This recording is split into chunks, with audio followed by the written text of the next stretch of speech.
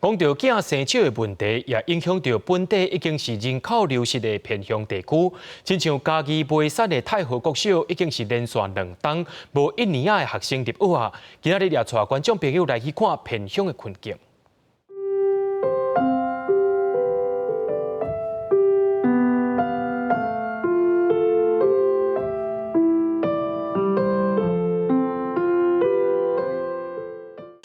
任何都要补哦。如果你是等待，有树蔭，阁有微微啊风，伫遮学泡茶，学生大家拢是皇帝的师傅。这是嘉义梅山太和国小的第2个特色课程。他们的在地文化啦，然后必须得上，因为他们就是了解父母亲，就是工作辛苦，制茶流程。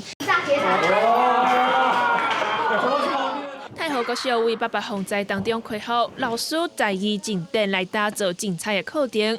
太和国小的老师真用心，3冬以来申请40多项的计划，争取到700多万的经费，来增设软硬体设施。不过，却面对连续2冬拢无新的学生入学的困境。校长表示，偏乡并无欠资源，欠的是囡仔。阮遮真正是去都市一礼拜就爱2点钟，基础设施拢阁无够，所以讲阮阁安怎发展特色，安怎积极办学。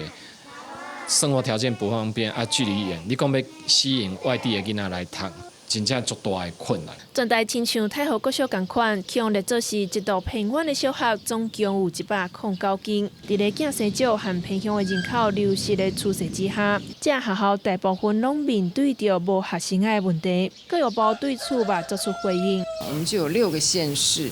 12所的这个国小在偏远地区，他们是没有新生人数。偏远地区如果说单靠教育办得很好，就希望把这个地区兴盛起来，可能也没有办法单靠教育这一股的力量。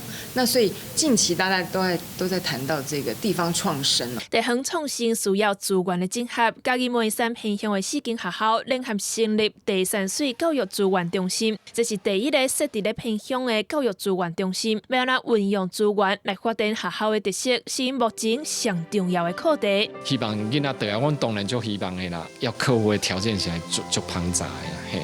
但是阮无放弃这间校，讲就安尼好走入历史。伫咧偏乡服务已经第13冬的姜老师，就以长期的观察，提出无同款的思考。其实偏乡的囡仔会愈来愈少，毋是教育的问题，是规个产业可能已经到这个坎站，伊需要转型啊。安尼，咱对后一代开始，透过教育，互因未来做社区才转型的重要的人。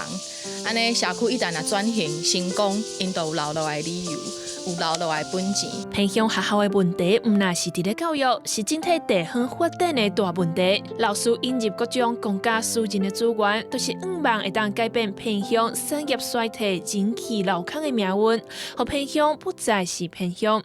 记者尤一真、林慧婷、林坤明嘉义报道。